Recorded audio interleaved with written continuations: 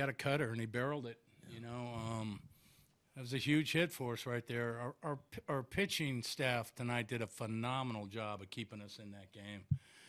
CY again was battling his command, and it's just his timing, his tempo, getting the ball out so they can get strong downhill. He was leaving a lot of pitches up, but did a phenomenal job of giving up one run. Dylan G came in and gave up one of CY's runs, but did a great job of holding the fort right there. And then Jack in the 8th inning, first and second, to get us out of that inning and put us in a position where a 2-run homer could win that ball game for us. Pitchers were outstanding. Yeah, you talked last night about this being a big series here. And to win a 1-run game without Wade, without Herrera, was that without Hoach. We didn't have Hoach. Hoach, pitched an inning plus and then 3 straight days. So he was up 4 straight days hot.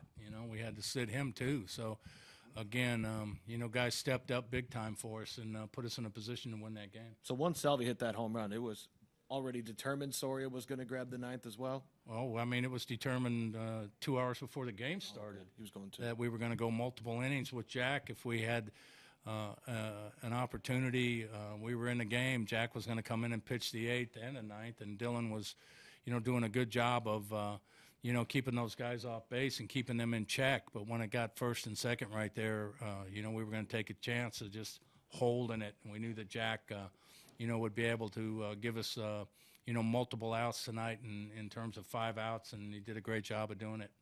How tough is it for Soria to come in the 8th like that, put out a fire, then do an up and down, and come back? It's tough, but they're used to doing it. Jack can do it. Jack's a veteran guy. Hoach can do it. Kelvin can do it.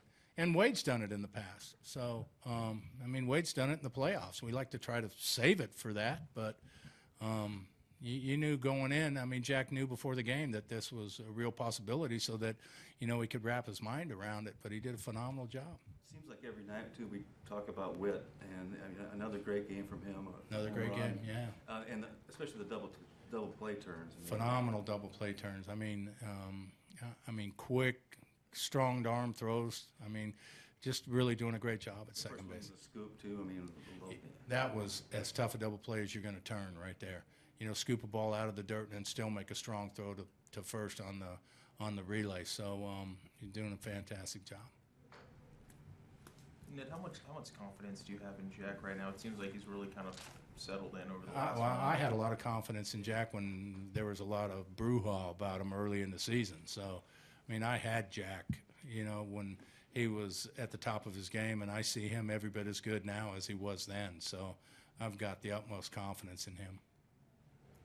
Perez continues to do this. It seems like he was late innings. It's usually like an insurance run, but is there any other guy when you think, at the plate late in innings, what Perez has been able to do? You just look at that line, and you just look at the order coming up there in the 8th inning, and, you got so many opportunities. Haas can hit one out, and then Kane can hit one out, and Salvi can hit one out, and Mo can get a hold of one. So, you're thinking, okay, it's a 1-run game. If we can get a guy on base, maybe we can catch some lightning here. And, I had a really good feeling about Sal coming up there and doing something really special, and he did.